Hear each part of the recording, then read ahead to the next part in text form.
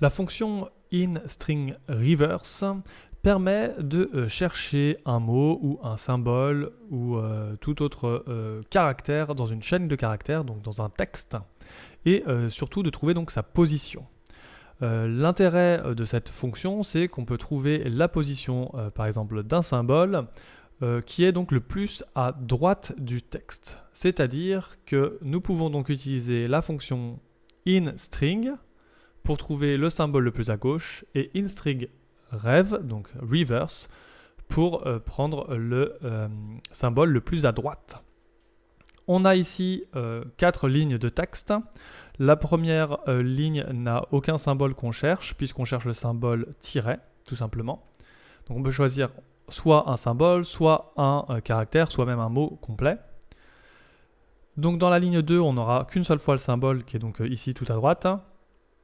Dans la ligne 3, nous avons 2 fois le symbole, et nous verrons du coup la différence entre inString et inStringRev. inString nous donnera la position de ce symbole et inStringRev du symbole qui est donc à la fin tout à droite. Et pareil pour la dernière ligne.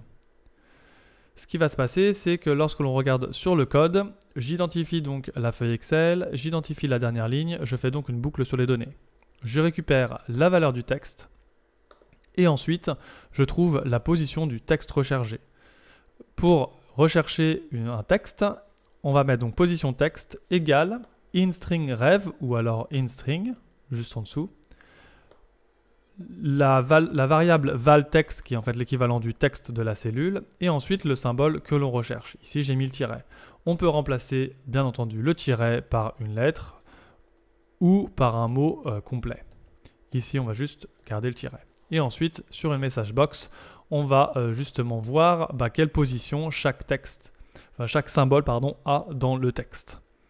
Donc je vais lancer la macro et la première position pour la cellule A1, donc texte, avec les deux fonctions on trouve 0, c'est normal puisqu'on ne trouve pas le symbole tiret.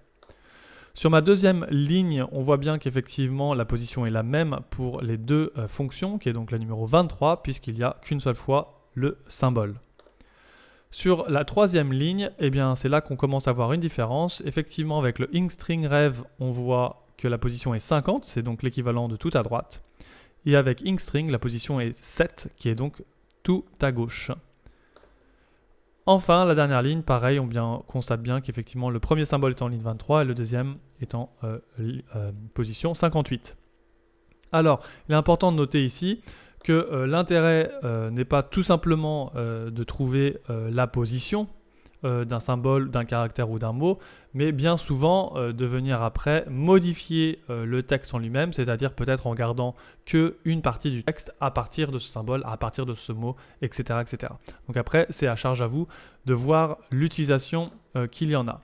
Quoi qu'il en soit, vous trouvez donc la manière d'utiliser tout cela ici en surbrillance, la fonction, donc inStringRev, entre parenthèses, le texte ou la variable du texte dans lequel on va rechercher le symbole qui est donc le deuxième paramètre entre guillemets.